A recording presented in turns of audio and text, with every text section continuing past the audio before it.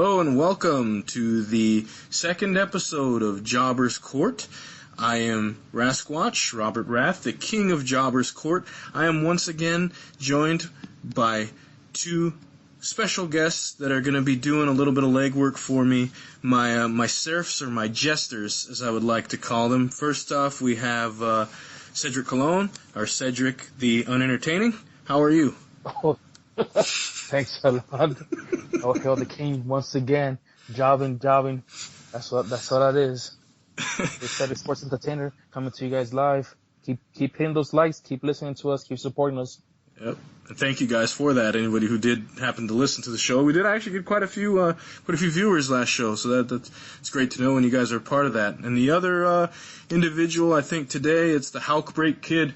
I think that's my favorite nickname for you. Yeah, that's right. I am the man of 1,004 nicknames, and I'm ready to rock and roll. But I will say this: I'm kind of taken back by being called a serf. I think I would prefer nobleman. If that's all right. You got to work hard to become a knight. Maybe a couple more episodes, I'll get you into like maybe squire category or something.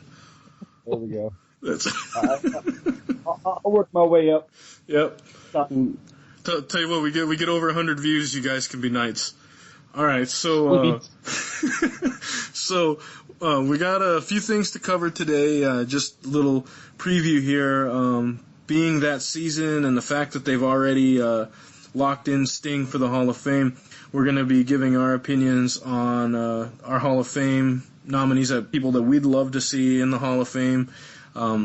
We're also going to talk a little bit about title prestige, kind of what that means to us, and some examples of title changes that either helped or hurt a specific title.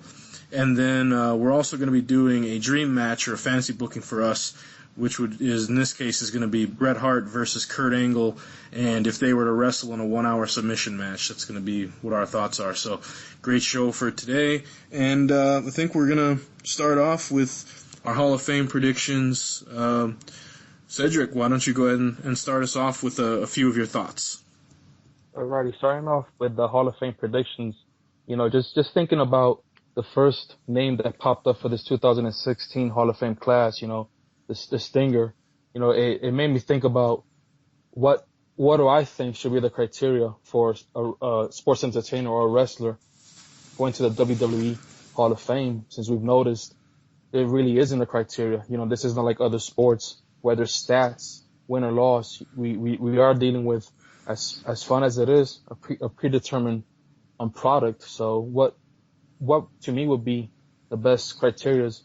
And one thing that I was thinking was, when you have a wrestler that probably, due to other commitments, are starting to wind down how much you see them in the ring, two names that popped up for me was, first of all, The Rock. I really think, maybe not so much this year, but, soon in the next few years, I think The Rock should be someone to be put into the Hall of Fame. There's really no need to wait till he's completely retired or an older person. I think he's done more than enough. His record stands for itself, two times WCW champion when obviously WCW was bought into the WWE, 8 times WWF and WWE champion, multiple IC champs and tag teams. He does have the whole package for being inducted in the Hall of Fame. I'm not sure if you guys agree or disagree with that.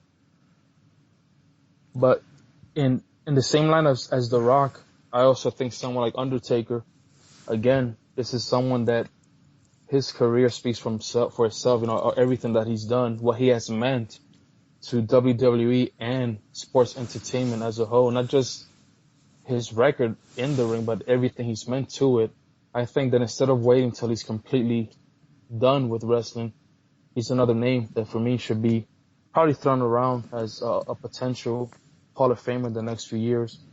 And looking at an old school name that popped up, I thought of Luthez.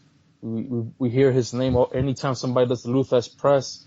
He was big back in the day. You don't become champion for almost 10 years combined for no reason. And he has been the creator of multiple multiple moves that we see famous, like the Luthez press, power bomb, STF, and quite other moves. And I was thinking about celebrity as well. Someone that maybe not many people think of, Maria Menounos. I was thinking of her. I'm like, she's had 4 appearances in the ring. She's done multiple interviews. She's done quite a few pay-per-views, Tribute to the Troops, WrestleMania 28, to name a few. She, in the celebrity wing, I think that she'll be quite a good at adding to it. And my last, I do have a long list, but I'm gonna keep it short for now. Another name that I was thinking of is a post entrance, but Bruiser Brody. I know when I was in Puerto Rico, it's unfortunate that his death occurred in the island with one of the main wrestling companies down there, but he has meant a lot. Many of these Viking type, Wyatt looking characters that we've seen throughout the years, many of them have been in his honor. I'm pretty sure he was honoring somebody before him, but after his passing, many of these characters were honoring him, and he too has a extensive long history of championships as well through different companies. Any company that he worked for, he was definitely immediately one of the fan favorites. So that's a short 5 out of my probably 30 names that I've put on my list. That's good stuff. Alex, what would you think of his list if those were a few of the names put down for the Hall of Fame? No, honestly, I would love that. And surprisingly enough as it is, The Rock never really even crossed my mind. Like, he is the most electrifying guy. And, like, it almost kind of blows my mind. Like, I was thinking, wait, isn't he already in the Hall of Fame? Like, no, that was his father that he had recently inducted a few years back. And, yeah, that's a great one. Bruiser Brody, definitely. Yeah, those are names I didn't really even consider just because their names are already so synonymous as WWE legends. Lou Thez, I think it's a crime that he's not already in. He's not one of the first inducted in, like probably back in the 90s. I think he should have been put in there because of his contributions. Saw these move lists that he's the one that pretty much perfected. So what about you then? What would be some names you would add to that? Well, I'm a big fan of tag teams myself. I know that typically they only induct one tag team per year, typically. But I've actually got, I guess technically I've got 2, but my first choice of who should be going in this year, aside from Lou Thez, I think is a great pick, and he's one that I had on my list. Sting's already been confirmed. But the first guy that I got is beautiful Bobby Eaton, Robert Eaton. Fantastic work back in Midwest, Jim Crockett Promotions, Smoky Mountain Wrestling. Even did a quick stint in ECW and Nonstop Action or TNA. He was with WCCW before it became WWF and then became WWE. So I think he definitely has a reason or a legitimate reason for being put in. Without him, there really would never be a Midnight Express. And without the Midnight Express, you wouldn't have had such great tag team rivalries during the 80s and 90s. He's my first pick. My second pick, going along with the tag team, is obviously the Fabulous Freebirds, Michael Hayes, Terry Gordon, Buddy Roberts, innovators of the Freebird rule that the New Day is working right now, plus all their work outside of wrestling as far as training. Michael Hayes is synonymous with so many great tag teams that have come out throughout the years. The Hardy Boys, multiple guys that are down at NXT. Michael Hayes has trained them. So I think the Fabulous Freebirds are a great introduction. My last pick for tag teams to go in, and I think they should have been put in a long time ago, is the Rock and Roll Express. Ricky Morton, Robert Gibson. Without those guys, you wouldn't have some of the great tag team rivalries from the Midnight Express or from the Fabulous Freebirds. All those matches that were fantastic. And also, keeping in mind with the Rock and Roll Express, another reason I think they should be inducted in is because at the time where they first came in, you really didn't see a lot of high-flying wrestlers, guys jumping off the ropes or jumping off the turnbuckle. I think Ricky and Robert were pretty much the innovators of a lot of the tag team high-flying, fast-paced styles that you see. Before Shawn Michaels they came in, he was pretty much influenced by Rock and Roll Express. Same with the Hardys, Edge and Christian. You wouldn't have a lot of these guys without the Rock and Roll Express. I think they're a great pick. Uh, I would love to see Owen Hart in there, especially since they recently put out the DVD. I think it's been a long time coming, much like with Randy Savage. I think there's still some conflicts going on with the family. But I think if anything, this year, next year is probably going to be his year. For women, I know we really don't talk a lot about women wrestling, but I think that either Stable or China will be a great induction for the women's side, since they both did so much during the Attitude Era of really bringing home the fans. China, all her work with DX. I know there's some tension and some controversy there about putting her into the WWE.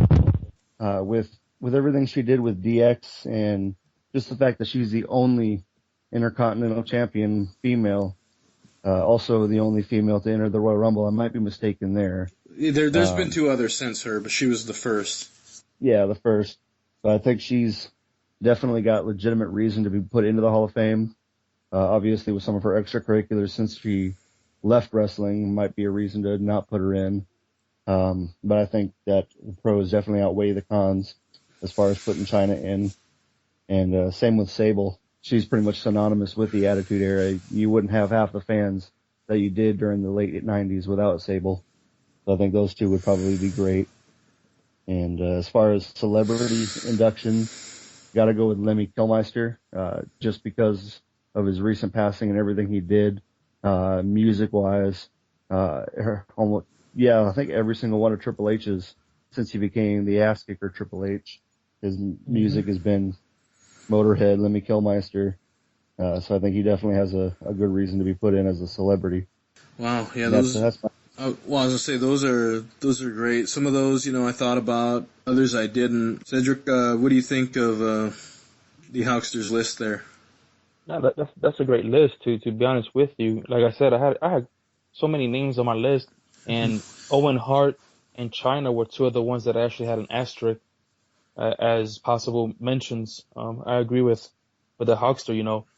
With China, 3 times Ice Intercontinental Champion. I don't think we've ever seen a female after her do anything like that. And all the outside stuff that happened afterwards, after her life in wrestling, or at least WWE, was done. I understand, the possible where they might be thinking, this ain't gonna be good for it, but I'm pretty sure that if we looked at anyone that's been currently in the Hall of Fame, you might find things in their past that probably is not something you'll be proud of, but we're not celebrating that. We're celebrating what they did for the company, what they did for us, the fans, and what they did for the actual world of sports entertainment and wrestling specifically. So I agree with the Hawks of China is a good pick. Owen Hart definitely, his passing came too soon, as we felt with any one of the wrestlers that have passed at a young age.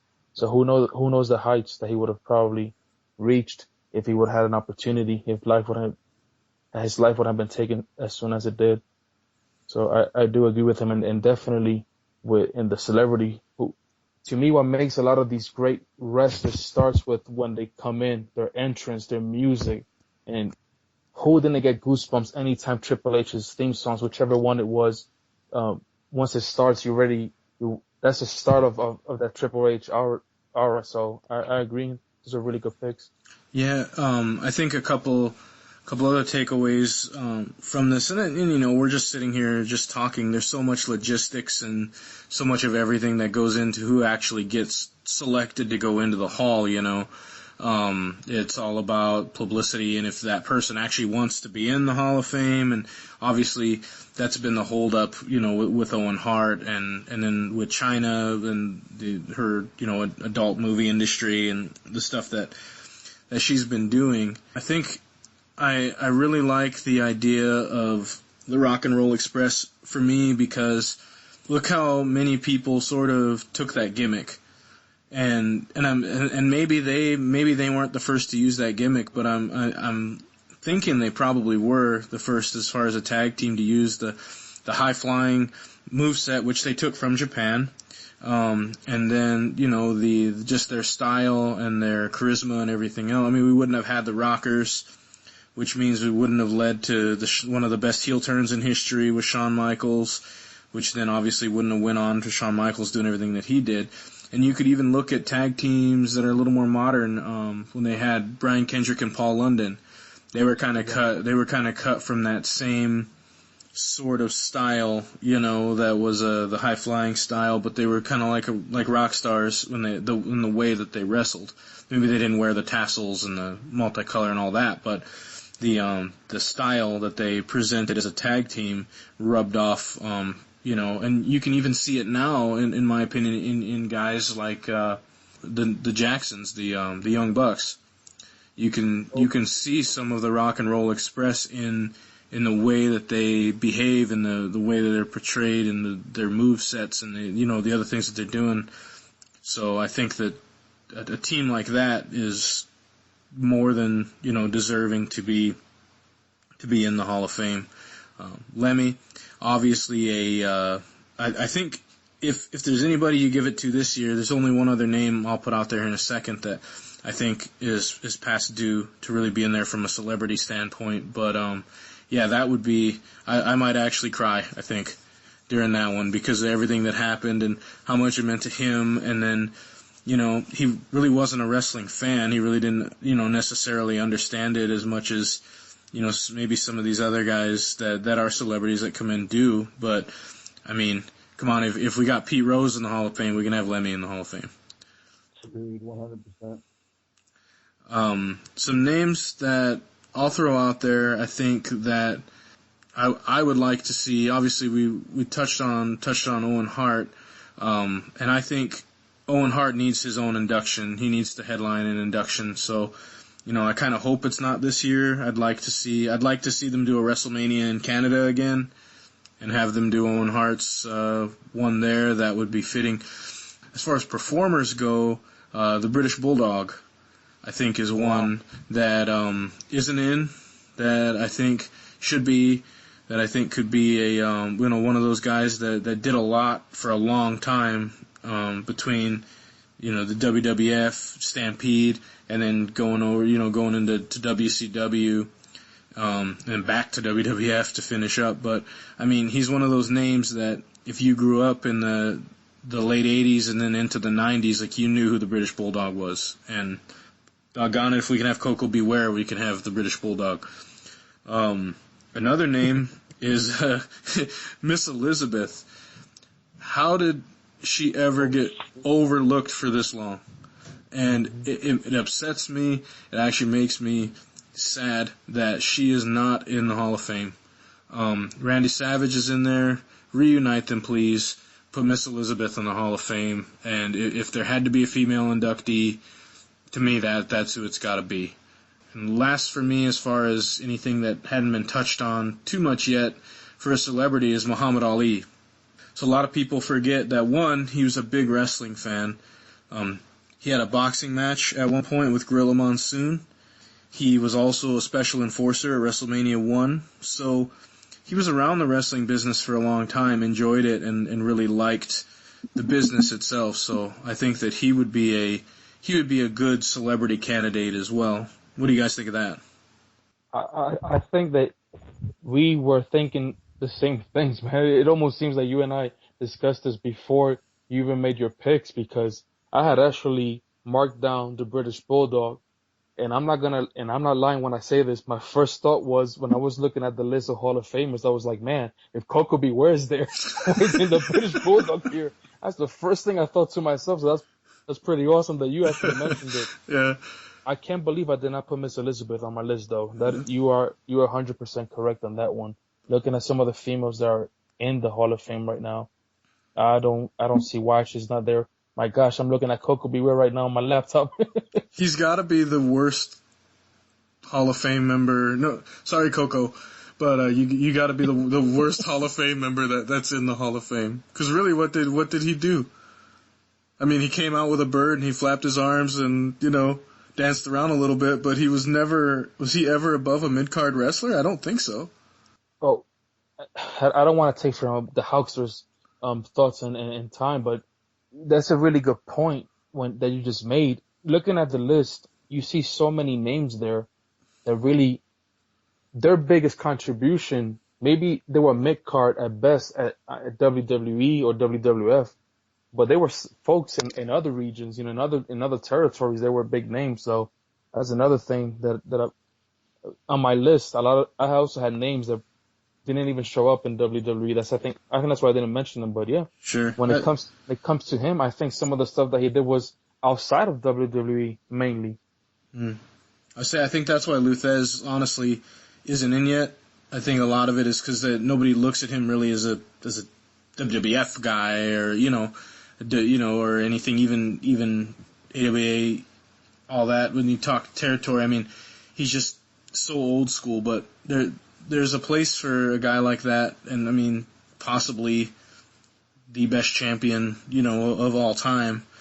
I think you could argue Bruno Sammartino. You could argue, a few other people, but I mean, 10 years total that he held the title. And I mean, that's pretty impressive. Some other names that were just sort of thrown around that I saw a little bit of my research was Christian. I think it's a little too soon for Christian, to be honest. I mean, as good as he was, I think we could wait a few years. In fact, it'd be great if they do the Canada, WrestleMania, and you have Owen Hart and Christian on that same card. Ivan Koloff, who a lot of people, he's kind of old school, but I mean, back in that day, he really pushed hard with the likes of Bruno Sammartino and those guys back in the 70s. Would be another name that you could look into as far as being a significant entry. Other than that, I think we've covered some primary names, some celebrities. Are there any you think we might have missed? Well, there's definitely probably names that we've overlooked. I think the compilation of people that we've just named, I think are definitely probably the most deserving. People that I think will always be overlooked, and a name that probably won't ever be put in is he who shall not be named, Chris Benoit. Yep. Probably one of the most greatest technical wrestlers, even coming from a strong style aspect. Almost every wrestler you hear talking about him in an interview is the guy was just nonstop go, go, go. But obviously with the way that he ended his family's life, whether or not, whatever happened, but the way it'll go down in history is probably not going to get his 15 minutes of Hall of Fame. Yeah, no, I can't. I can't ever see that happening, and I guess rightly so. I know there's a lot of conspiracies out there, and there's a lot of people who say, that his whole thing was a murder, and that there's a lot of stuff behind it, and there's a lot of conspiracy theories. But at the end of the day, what is what it is. Yeah, it really is. And you look at that and you want to say that, a guy like that wouldn't do anything. But when you do get the reports back about his brain and how deteriorated it was and, all the issues he had based on, and now it actually is really hard for me to watch him. And, when he takes a chair shot to the head or when he, does that headbutt off the top rope, like I cringe every time. Right. And it actually makes it hard to watch matches with Chris. But another name thrown out there was Lex Luger. What do you guys think of Lex Luger? I think he's another one that is a long overdue as well. And something that you said, Rat Squash, that kind of makes me think, when you mentioned Christian being too soon, I remember a lot of folks said the same thing about Edge, given the way that he too left what some folks consider too soon, the wrestling world due to his back. But these are guys that, without Edge and Christian, the table matches, whether you put them in as a tag team or as individuals, anytime I think of Christian, I always think more of Edge and Christian and what they meant to the TLC world. So. Yeah, I guess by that standard though, that means that we got to induct the Hardy Boys right now, and we got to induct the Dudley Boys right now. For that for that same aspect. So I don't know. It's one of those things where I look at Christian and I think, he's in great health still. He's still being very active with the company. It's one of those things to where if they waited 2 or 3 years or whatever for Christian, it wouldn't hurt my feelings. But there's guys who've passed, like the British Bulldog, that they need to be there. Like their time, their time's ended. Lex Luger is in a wheelchair now. He's in bad shape. Mm-hmm. Their time for their ability to do anything really with the business is done. So having the ability to present that to them is a big deal, I think. So. Mm-hmm. Yeah, right there with you. What you mentioned before about a WrestleMania back in Canada, feel like Toronto or maybe Winnipeg, I think that would be a great location to induct Owen Hart, Davey Boy Smith, and heck, maybe even Christian down the road. Yeah. Someone I was thinking about, especially when I see Coco Beware's name on that list. I have just 3 names. I'm gonna throw them out there, and I'll let you guys talk. Tell me what you guys think. I thought about embarrassing Rick Rude and what he meant during that era. To me, who doesn't remember when he would just, talk to the fans, call the guys slobs, or almost do his little poses for the females, and his famous picking a female out of the crowd to kiss, when he actually kissed, oh my gosh, it slips my mind right now, whose wife he supposedly tried to kiss and got slapped. Oh, I don't remember now. I remember the angle, but I don't remember the actual person. If anyone, what was that? Him talking to the fans, shut up and let me take my robot. Or watch me take my robot. Watch me. If any one of our listeners remembers the name, just type it up once they hear this podcast. Yeah. Another name that I thought of, and I think he's not even in, the greatest intercontinental champion of all times, the Honky Tonk Man. Come on now. All right. Better and roll. Yeah, I mean, if Coco's in, why not? And this name, I know I'm gonna get some heat, but maybe someday at some point, not anytime soon, especially when you think about Sting being inducted into the WWE Hall of Fame when he barely did much for the company, but more for WCW and TNA. A name that I thought was some point Goldberg. I know a lot of people will give a lot of heat, but what the man meant for that era at that time, I think for his time that he was in WCW, he meant a lot for the company, and probably put a lot of folks in front of the TVs and a lot of butts on the seats in wherever they were in the U.S. because of people waiting to see who was going to beat the streak. So just throwing those 3 names out there. What do you think? How? Oh yeah.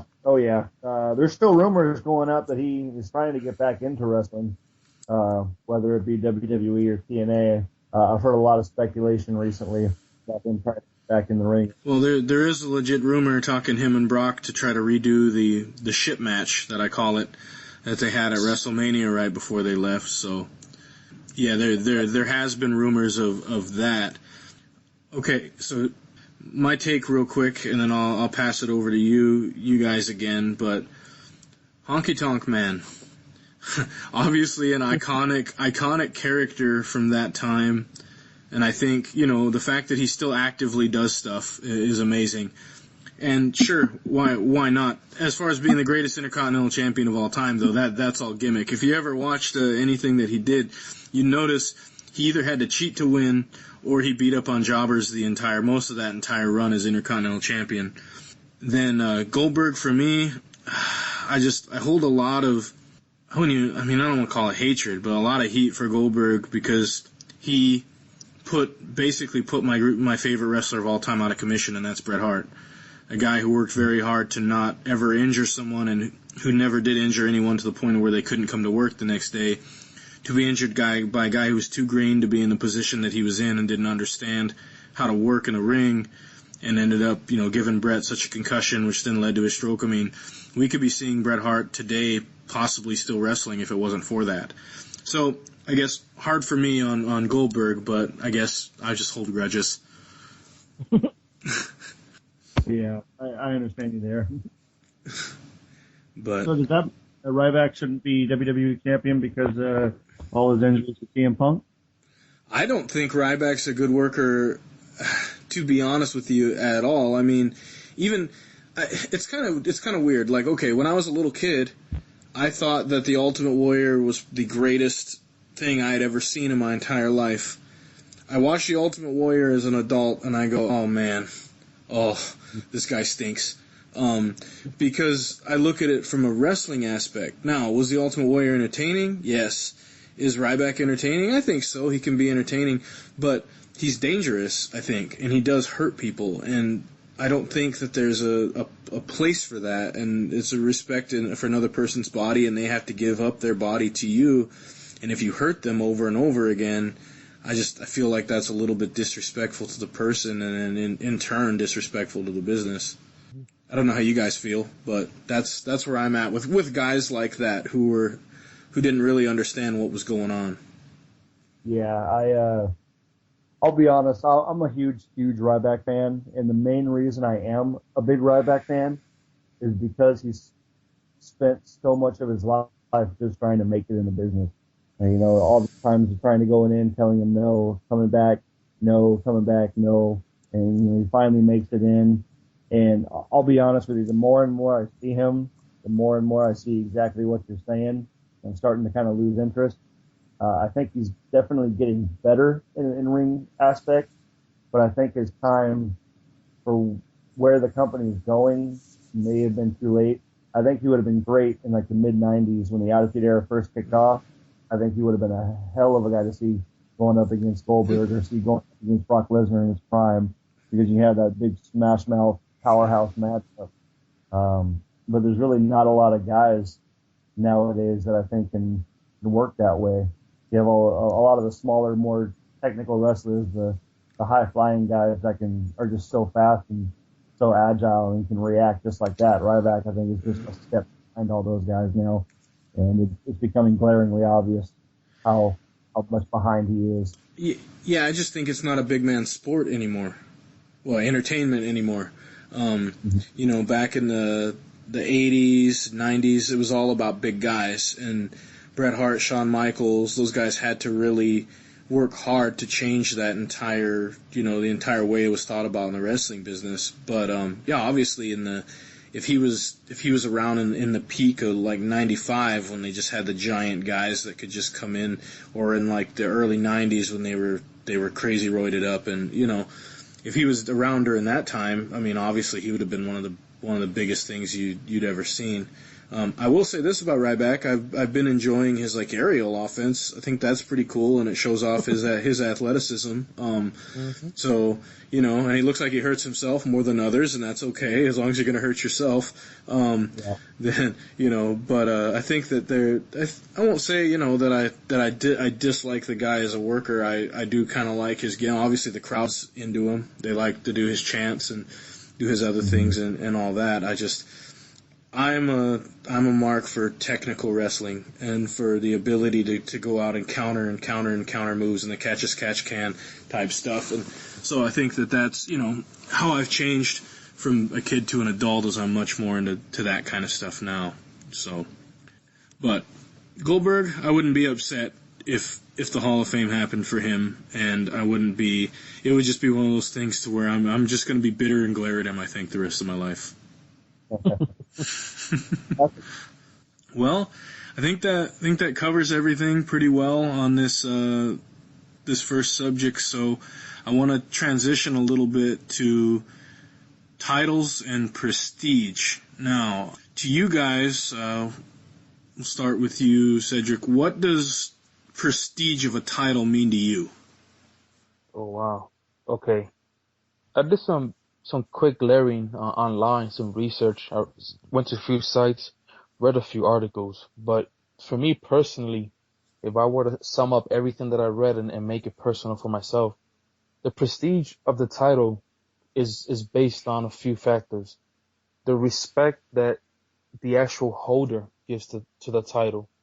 I remember when back in the day WCW kind of made fun of the WWF, I think at the time, for putting the championship on Mankind, and they were like, it almost for them, it took any prestige from the championship. To me, the way mankind reacted to the championship was almost like this is a dream come true. So I don't think it took away from it. You know, here you had a character that was more than proud reaching his goal. So for me, a championship's prestige first starts with, you know, who's holding it and the respect that that person gives to that championship. Another thing that gives prestige to a championship is how the championship looks.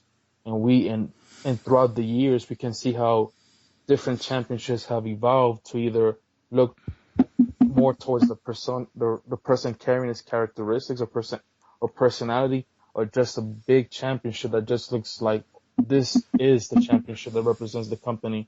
Title that currently comes to mind is the IWGP Championship. That is something that when you see who has it, the championship itself is prestigious, and the way the company carries the championship itself is just amazing. So the prestige a championship has is based on the respect the company gives it, the respect that the person having the opportunity to wear that championship gives it, and how long a person has that championship. You know, when you see characters, I looked up a few numbers from 2010 to currently. When you have a character like Rey Mysterio or Daniel Bryan that carry the championship less than a day because they lost it the day they won it, or the next day after a pay-per-view on a Monday, to me that doesn't really carry prestige. I understand storyline wise, especially with the whole Money in the Bank briefcase, but to me it kind of takes away a little bit from it, you know, versus a modern CM Punk carrying the championship for 430 days, or back in the day, like we mentioned earlier, a Lou Thesz that, you know, combined 3,749 days, combined three championships. You know, the prestige comes also how quickly does a championship change its hand from one person to the other. Yeah, wow, that is deep, and I know it's pretty much where I would have to agree on everything you said. Would you have anything to add there, Outstanding? Yeah, I'm right there with you. As far as respect for the title, before I really go into what it means to have title prestige, you gotta answer another question: what makes the title? Does the title make the man, or does the man make the title? And for me, it's the man who makes the title. Having prestige and respect for the title, to me, as respect for the men who have earned that title in the past. You talk about Bruno Sammartino, Lou Thesz, you know, all these great champions, even Hulk Hogan, you know, when he was a champ for the longest time. That makes the championship worth it. You know, a lot of these newer wrestlers coming in, you know, their dream growing up when they're 5, 6 years old isn't to make it into the business, it's to be the champion, you know, and you want to be the top guy, and that to me is title prestige. One thing that I think boosts title prestige is defending it often and, like you said, not dropping it. One of the worst things to me that I've seen that has removed title prestige is the Intercontinental Curse back in 2013, 2014, where a guy held it and then maybe a week or two later he's dropping it, and then that guy holds it for maybe one night, drops it, and you're pretty much like, okay, well, it's your turn to be the champ. Well, it's your turn to be the champ.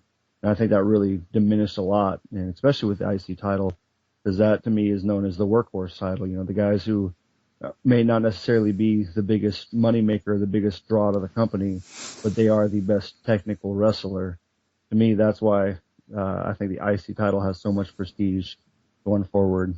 Some things that have boosted title prestige recently is the U.S. Championship with the John Cena Open Challenge. That I think helped a lot. You know, say what you will about John Cena, he buries people, whatever.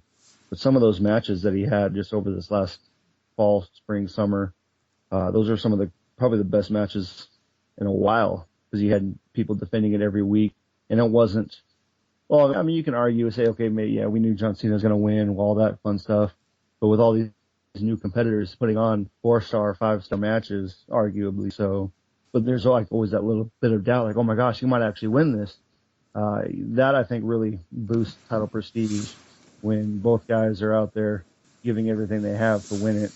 I think that the Intercontinental title is starting to maybe come back into the fold again after a lot of years, but it doesn't mean nearly as much to me. In fact, right now, because of John Cena, I think that the United States Championship actually holds more prestige than does the Intercontinental title. Right. Well, I would argue the same, yeah. One thing that I will say, and I guess it's maybe something I never understood, what's the difference between the Intercontinental title and the United States title? Is it because the Intercontinental title is supposed to be like all of the continent, so is it supposed to be all of North America, and then the U.S. is only the United States? Or how? I mean, obviously, the U.S. title was what was defended in WCW, and it's a lineage that goes all the way back to that, but then we still have the IC title. Do you think maybe we have too many titles? Does that diminish the prestige of other titles by having too many titles? Oh, that's a tough one. Go ahead. Yeah, what I was thinking was, if the rumor is true and we get to once again see the brand split, having these many titles will work, especially if you, for example, you send the US title to one brand and you keep the Intercontinental title in another brand. You know what I mean? Or even splitting once again. I hate to see it done one more time, but then you will have the WWE title and probably another World Heavyweight title, because I don't think calling it the SmackDown title is going to work. But I loved when they had the ability of the champion is the champions could perform. So you would split the IC title, you'd split the US title, but then the world title is defended on either show, and then the tag team titles. You don't need two sets of tag team titles. I think that the tag team titles could be defended on either show, and I think I like that idea a little bit better, because I remember, during the brand split, it was so hard, and I even watching the Royal Rumbles this time, it was like, oh, they're the tag team champions, and the guy would come in and they're like, they're the tag team champions. And I'm like, but wait, they're not tag partners. But then you had to remember there was the Raw, the World Tag Team Champions, and then it was just the Tag Team Champions. So you had all these different sets of titles, and to me, you couldn't build any of these championships past a mid level of interest. One thing for me, before I turn it back over to you guys, is do you think that you talked about the look of a belt, the copper belts, these copper pennies that they have for the tag championships? Do you think they've lowered the prestige of that title? I really do. I hate the new look of the titles. Well, not necessarily new. It's been around for a couple of years now, but I absolutely hate it. I don't think it really brings much out. And like say, these are the world champs, or these are the WWE champs. It's just, oh, these are guys with the penny belts, and like it's just, yeah, they really should redesign that. And honestly, I would say the same thing about the Divas Championship. I think the Divas is a stupid name for it. I think it should go back to the Women's Championship, especially since they're talking about a women's revolution. I think what they do in NXT with the women's belt is a lot better and a lot more prestigious than the Divas belt. Plus the fact that it's a freaking butterfly. I mean, yeah, I'm not a fan of the look of either of those two belts. It's almost disrespectful, in my opinion, when you see the Divas title and there's a butterfly on it, and you've got Charlotte wearing it, and trying to look legitimate with heel heat, and maybe it adds to heel heat, but you really want you want your baby face coming on there with a butterfly belt. Yeah. I don't know. It's just to me that's one thing. If I could step in and I could change it right now, it would definitely be the Divas title. What do you think about the tag title, Cedric?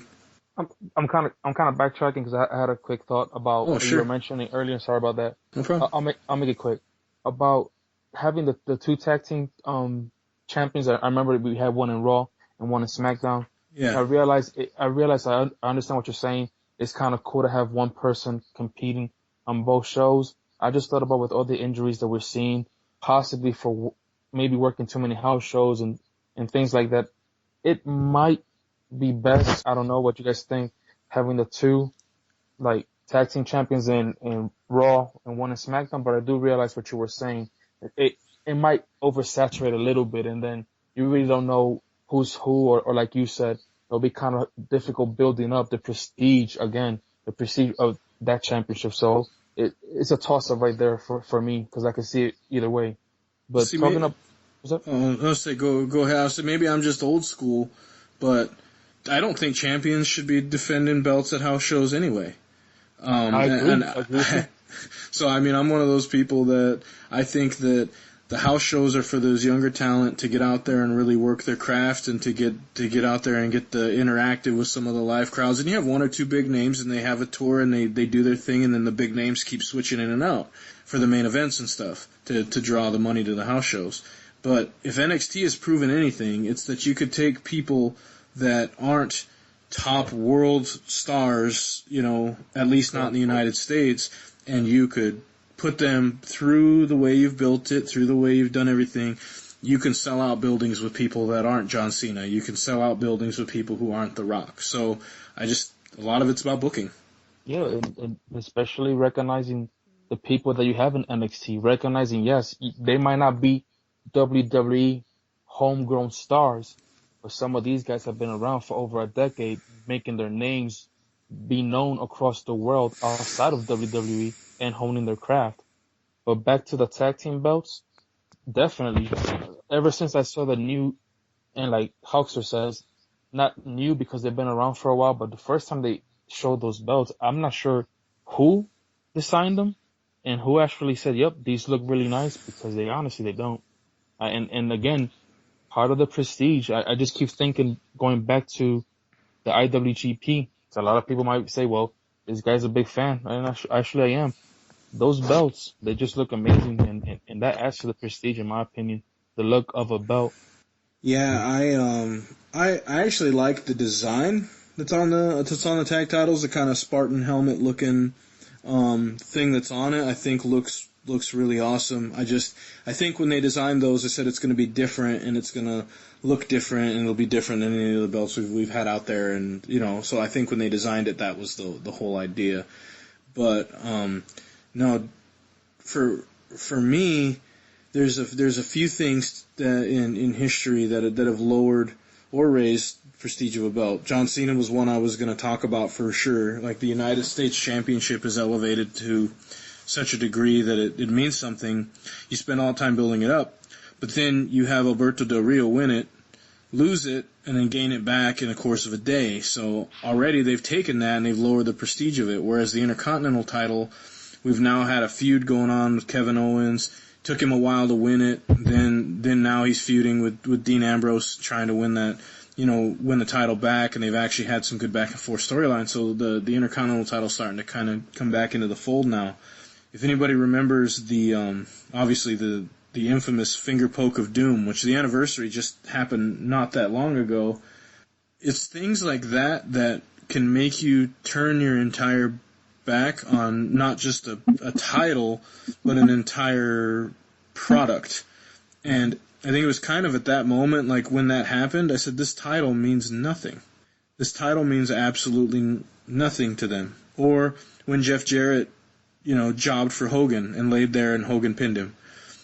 There were things in WCW that made me really question the validity of them even having a title. And I hate to say that, but that's a lot of times that's why I didn't watch WCW and I had continued to watch WWF when I was younger. The finger poke of doom. You're talking about when Nash and Hogan went at it for the belt, and they were both the NWO guys. It's like, oh, it's your turn to be the champ. I'll lay down for you. Is that what you're talking about? Kind of, but here's the thing. It was more disappointing than that, and only because there was a big program that was built up over a long period of time about the NWO, Wolfpack, and then the NWO Hogan. So you had the black and white versus the black and red, and they had built up this big thing, and Hogan and Nash, and they were going to really go at it, and they had been talking for a long time, and then they're at the episode, and Hogan's there in street clothes, and they get it all built up like Hogan's going to come out, and he's going to fight Nash finally. After all this time, Hogan been out for a while, and we're finally going to see Nash and Hogan go at it. Then what commences to happen is the finger poke of doom. He pokes Kevin Nash, who sells to the max on a finger poke, lays down, lets Hulk pin him, and then the title changes hands, and it's a reunion of the NWO. But it was disgusting to me how the belt was treated in that instance. Much like the $1 Million Man trying to buy the title from Andre the Giant when he had won it. Same type of thing, except in that, the company stepped in the storyline. The company stepped in and said, we're not going to allow that, because the prestige of the belt meant more to them than whatever ratings that they were trying to get off of some stupid storyline. It's things like that hurt the credibility of it. And when you see something that happened like with Andre, and they made him vacate the belt, and it led to this big tournament that Randy Savage, ultimately won, and it was a great tournament. You built the prestige of your title. You put that title front and center, and it meant more than money. Yeah. WCW, that's not what happened. And so, to me, that if I have to think of an infamous time, if I think of a time when something really lowered the prestige of a belt, it has to have been during that time in WCW. Yeah, I agree with you there. My biggest memories of champions aren't necessarily the champion themselves holding the belt, but the matches that led up to creating why it's so important. You talk about Dean Ambrose and Kevin Owens recently, and I'm loving the story between them. A lot of people say, well, Kevin Owens should be the WWE champion. Why isn't he the WWE champion now? Like, well, one, it's not his time, and two, it's just such a great thing that they have going on right now for the IC title. I'd rather it stick there. And to me, that's starting to kind of remind me almost of the Shawn Michaels, Bret Hart type thing, where you have two guys of very similar wrestling styles, that uncanny, unpredictable type style, where they'll go out there and do anything. It's a very back and forth. You don't know who's going to win, almost like as opposed to the opposite when John Cena was the WWE champion for the longest time. Like, you almost knew, well, John Cena's challenging for it, he's going to win it. And so I really like what they're doing with the IC title right now. I think it's the matches and the stories that build it up more or less than just a person holding it. Going back to the whole WCW era, something that I was thinking about was even not just the stuff that happened between the wrestlers themselves, like the infamous finger poke or just laying down and pretty much giving away the championship, but putting a championship on a celebrity. I remember when I saw David Arquette when I saw him win the belt, if I'm not mistaken, it was during the time when he was promoting the movie. Some people think that was amazing, but to me, you want to take away any value to a belt, just put it on a celebrity for no reason other than promoting a movie. That's definitely gonna, for me personally, is gonna take any value from a championship belt. And I think Rathsquash mentioned folks and even Hulkster, the person wearing the belt realizing and respecting those that had it before them. I read an article online how they were talking about how Morrow, when he comments on IWGP, the championship, how he talks about these IWGP, this guy's the number whatever champion, and he names those before him, and he mentions how long the reigns were and stuff like that. It gets to the point that not just, like you guys were saying, who wears it, because I keep thinking about Shinsuke Nakamura and how he put the Intercontinental Championship to the prestige level that is almost at the same level as the heavyweight champion, if not more, based on the fans. And the fans play a great part as well on a championship. The respect that they have for the champion and the history of the championship as well. Sometimes I think social media does wonders, but it has also hurt even things as a championship, knowing who's going to win, or spoilers, or the background stories and things. There are so many factors really that you can come up with why a championship might lose prestige that could be a whole show on its own. Yeah, and then, and as we get deeper and deeper into this, you start looking at, how long we've just discussed these, these two things, and you think about it, you're like, man, you could take a day and just talk about some of these things. But I think it's telling, especially in Japan, when that person wins the title, there's a flash up there and it says what number they are to have won that title. Mm-hmm. And to me that means a lot, and it does put more brand on your title. But if you talk to people who are casual, fans who sort of heard of Japanese wrestling, as far as they're concerned, Nakamura was the champion. They didn't know that he was only the Intercontinental champion, not the actual, world champion there. And most people would tell you that, if they heard of him, they'd say, oh, he's the Japanese champion guy. And it's like, well, yeah, he was a champion, but, you guys didn't realize he was only, like, the Intercontinental champion. That shows you, like, the talent level that they have over there is so ridiculous. Anybody have anything to touch upon for Prestige before we move on to the funnest and the most fantasy portion of our particular talk? Yeah, I got one more thing to bring up, and honestly, I think this could probably lead into a whole episode of itself. And you're talking about removing some of the championships, or like, do we have too many? Yeah. Say we have too many, but I definitely think there is a confusion in the mid card right now with the IC title and the US title, like what qualifies what, and my power rankings.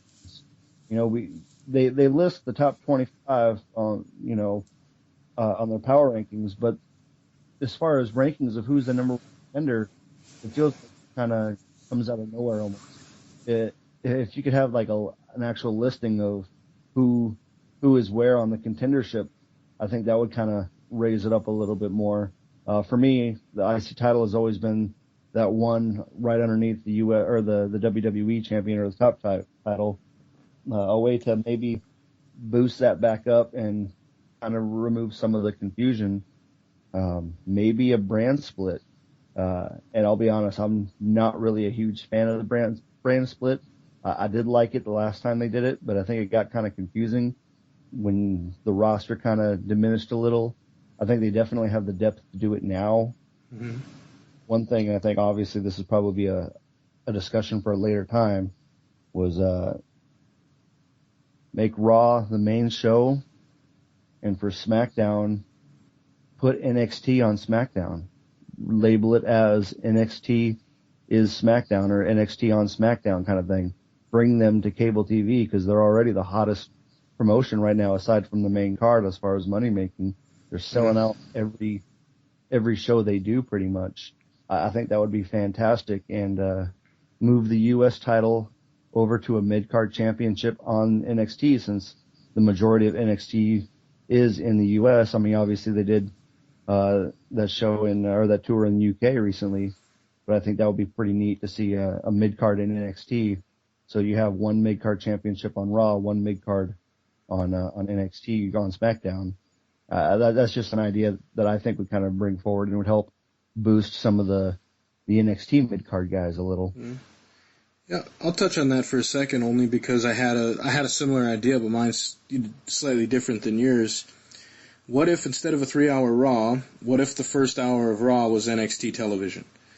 And you put NXT on for that first hour, and then you add a television title, you do a brand split, you add a television title to the NXT, and they defend that every episode. So there's a title match on every episode of NXT. Whoever the television champion is at that time will be their mid-card title, and he'll defend that title on every episode. And in that way, when you have your takeovers, that's where the other titles can be defended. But you have one title defense you're having on every episode of NXT. Then it goes directly into the 2-hour Raw. And then you have the 2-hour SmackDown. Keep the Intercontinental Championship on Raw. You put the U.S. title back on SmackDown, and you almost have a tri-branded type thing going on. One more of a developmental, like what it is, but getting those guys on TV that first hour of Raw. Because to be honest, to me the 3-hour product is just way too much. But you can keep the same sponsors, same promotions. It's the same style. It's still a PG program. It's a little different. It wrestles a little different than the sports entertainment style you see on Raw, but I think you're building a TV audience, and then you can really focus on having a good product over that 2 hours instead of trying to fill so much time in the way that they do now with matches that either people don't care about or people that it's just too long. I think that would be fantastic because one, you're introducing new talent to casual audiences that don't have the network or don't really invest as much as, say, the hardcore fan, and two, that maybe solve some of our jobber questions from last week about there's no more jobbers. Bring some of the the unknown NXT guys and let them face some of the guys later on Raw for the Smash comp or for the slaughter matches. Yeah, and I think that's something maybe we'll do. We could almost do. You're right. We could almost do a whole show on just that. We've been on here. Looks like we're around an hour or so. So I want to take the last bit of our show here today, and I sort of want to just talk a little bit about a fantasy matchup. And I think this is something we can throw on here for each show. And so for today, I've selected a what if, and the scenario is, what if Bret the Hitman Hart were to have taken on Kurt Angle in a 1-hour submission Iron Man match? Who do you think would win? What do you think they could do as far as chemistry, the way they'd work together, those type of things? Just touch on anything you'd want to see in a match like that. Cedric, why don't you go ahead and start? Sure. Other than the fact that I think that would be one of the greatest technical matches, I think easily one of the top 5, top 10 of all time. Just two great technical experts. That's definitely that put the word. They bring meaning to the word wrestling in this sports entertainment world. These are true top wrestlers. What would I like to see, or what I think would happen?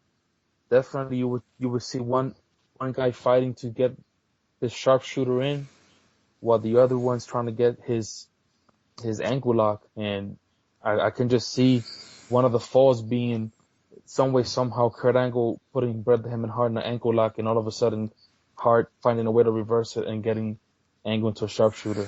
I just think that would be an amazing chain wrestling, something that we don't see much nowadays, where sometimes in the WWE doesn't flow as well like back in the day, like Hulkster mentioned Chris Benoit.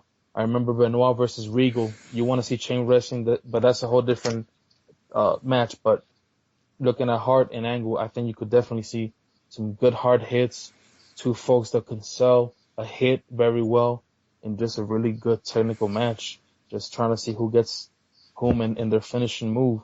And every night, I'm pretty sure that one of those, if we can allow a small package, I could see Bret Hart putting a small package on Angle and getting there. But just seeing their moves to get you there.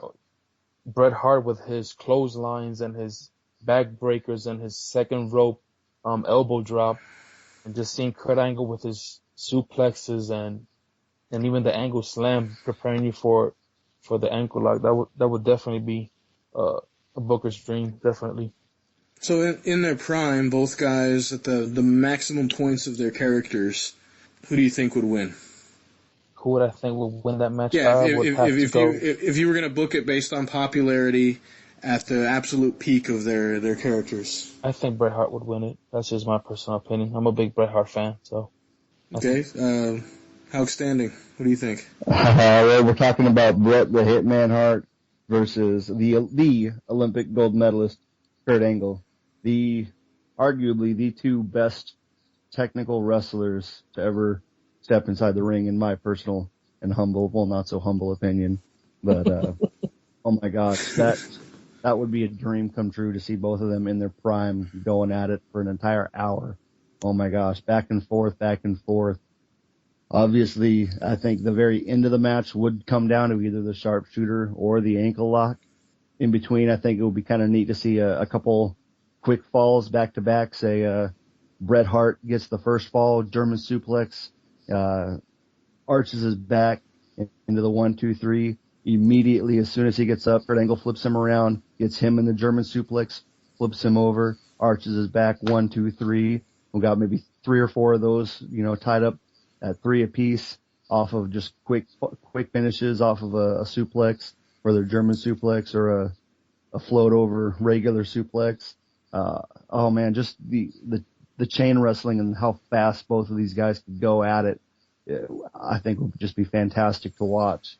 As far as the end, I would love to see Bret put him in the sharpshooter and then see Kurt Angle barely trying to get to the rope, and at the last second, instead of grabbing the rope, flips him over, drops him in the ankle lock, and Bret Hart taps out.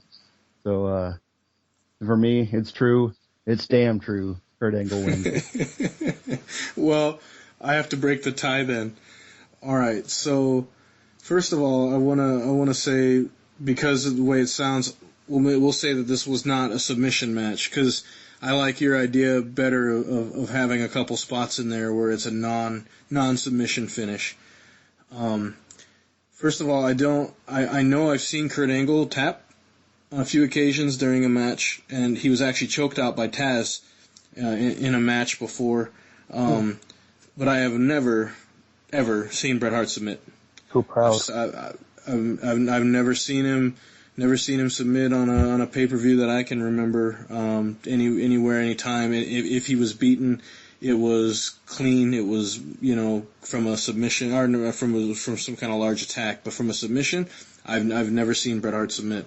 If somebody can tell me a time or place when that happened, I'd love to hear it, because I can't recall. Possibly when they were wrestling tags, it could have happened. But as a singles wrestler, I had no knowledge of him ever being submitted. The other thing is Bret Hart didn't need a finisher to beat you.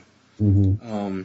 He could beat you with a victory roll. He could beat you with a small package. He could beat you with just about any maneuver you can think of. I mean, he pinned Roddy Piper by countering the sleeper, kicking himself off that rope and then flipping him over and have his shoulders pinned to the mat. The first time Roddy Piper's shoulders ever been pinned to the mat, too, in his entire career. The other thing, though, on the other side of it, is I watched they had the Benoit Bret Hart match on as kind of Owen's tribute match that they did, and I picture that match as being very similar to that. It was counter after counter after counter, and there was a little bit of striking offense, a little brawling, a little bit of technical, but at the end of the day, it was exactly what I like to see, and that's catch as catch can, and some of it was a little more shoot. It looked a little more shoot as far as the way they were actually wrestling. You had a waistlock takedown, a double leg takedown, these moves that were actually used in wrestling. Amateur wrestling. Yeah, when it comes to who would win a battle on the mat, I think during the match you could illustrate how much better Kurt Angle is as a mat technician, and I think that's what I would do is he can run circles around Bret wrestling, and the match would start out with them sort of feeling each other out and Kurt dominating him from a wrestling perspective. And that's when Bret has to think outside the box.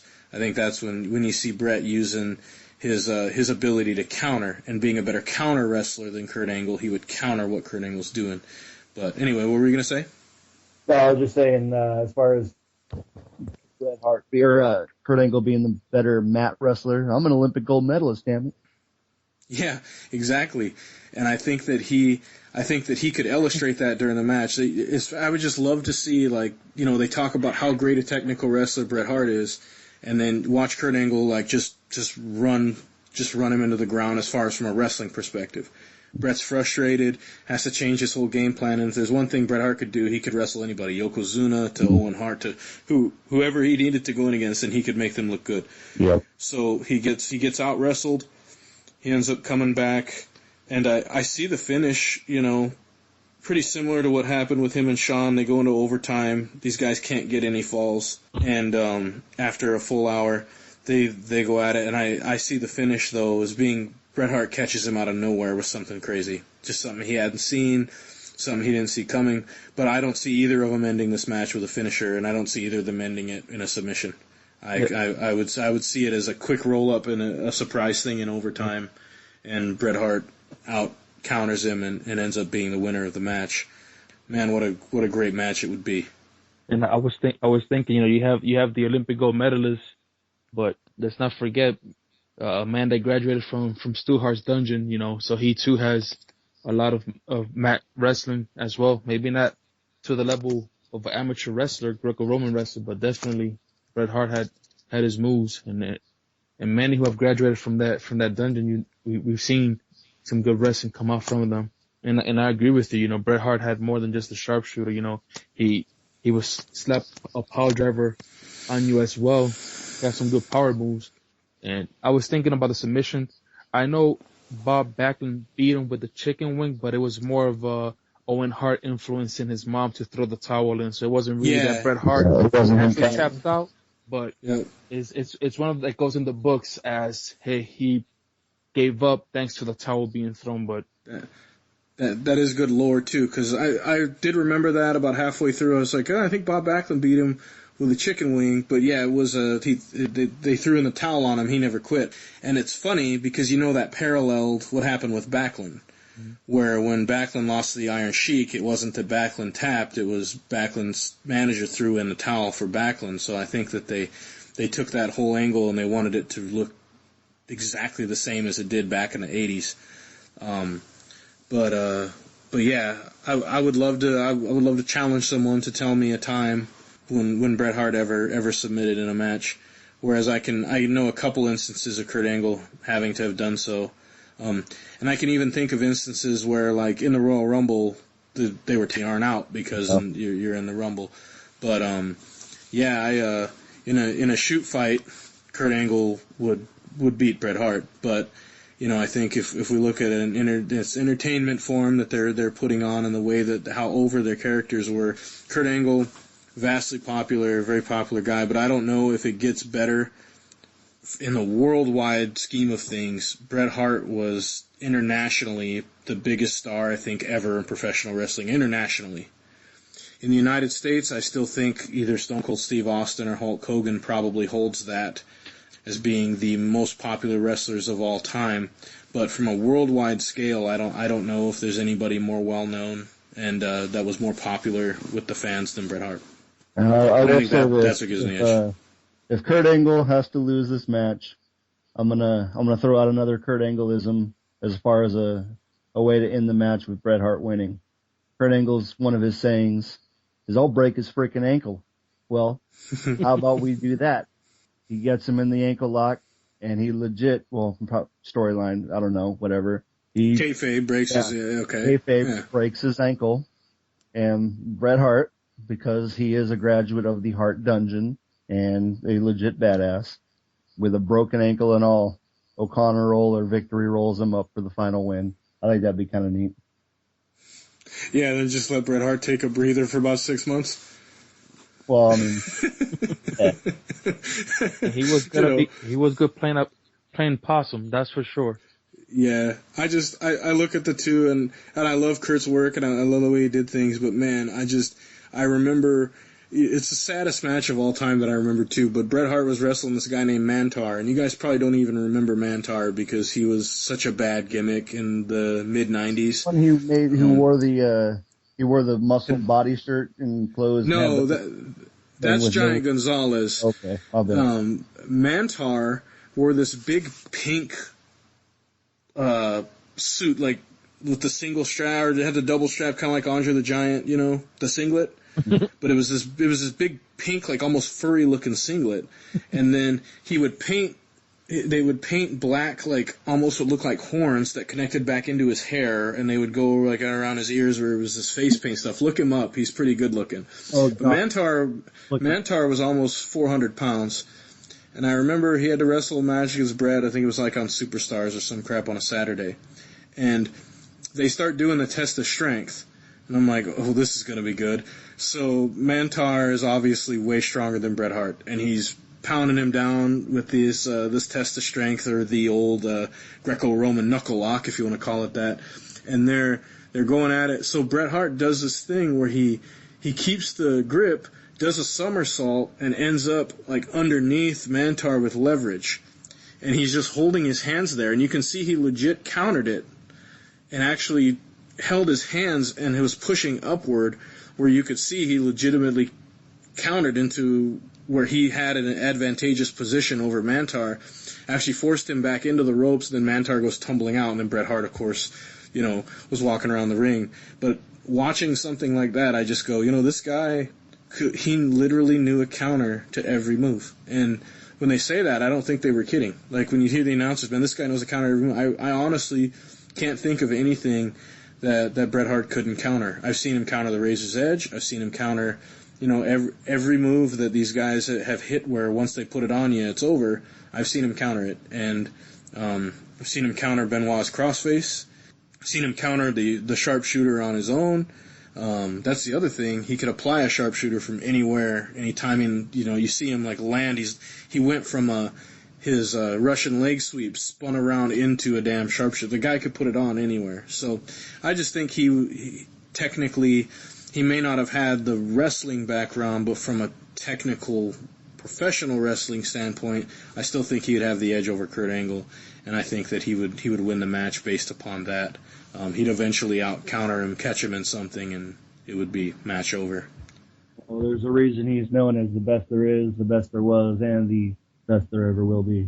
And I totally think that fits. Before we end the podcast today, though, I do want to say that if it wasn't for Bill Goldberg, we actually probably could have seen this match happen. So once again, Bill Goldberg, that's your fault, you bastard. Who's next?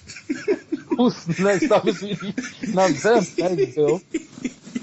Yeah, not anymore. You gave him a concussion, you ass. But anyways, I had a lot of fun today. You guys got any closing statements or anything you want, any alibis that you want to talk about before we get off here?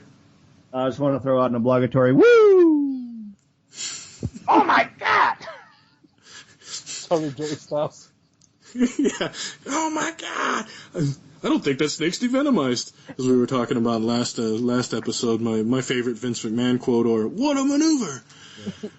But it's been great having you guys on again, and man, we covered a lot of stuff and quite a bit of time too. So this is hopefully for our listeners, they've enjoyed our couple weekly talk here, and they continue to listen to us just BS about wrestling. But we want to thank everyone for having sat through the podcast, and we're actually going to be able to let both of our individuals actually close it down tonight because one didn't disconnect right at the end of the show. I updated my Skype. So why don't you guys go ahead and close this out? All right, this is Service Person Entertainer. Just want to say thanks to all the listeners. Thanks for supporting us. We're just three guys, we're not just your common fans. We're really passionate about the world of sports entertainment and wrestling in general. So just hope you guys keep supporting us and, share the same passion that we do. And if we say something incorrectly, correct us. And if you guys like what you're hearing, please definitely give us a comment. If you like it, like it. Hate it, tell us why. If you like it, like it. I like it. I'm going to give this a like. I'm going to post this, and I'm going to like my own status just because of you. All right. Like it. But, all right, guys. Well, again, thanks again. Please fact check us because it shows us you're listening to the show. And if you like things we're doing, let us know. If you like it. Huh? Yep. For now, though, this is going to be the Rasquatch signing off, and King's Court is adjourned. Thank you very much.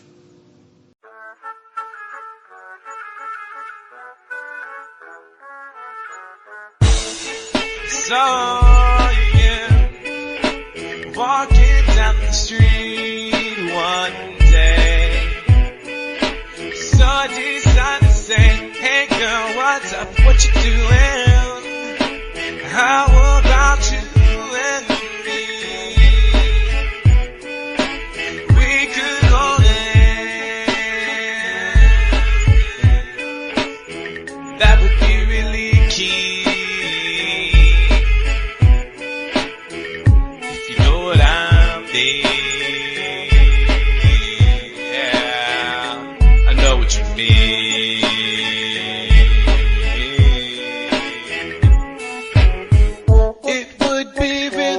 I could find a way to get away from you these days, but you're everywhere, can't even sleep when we're safe away from you, 'cause you're all my dreams, you're my dream come true.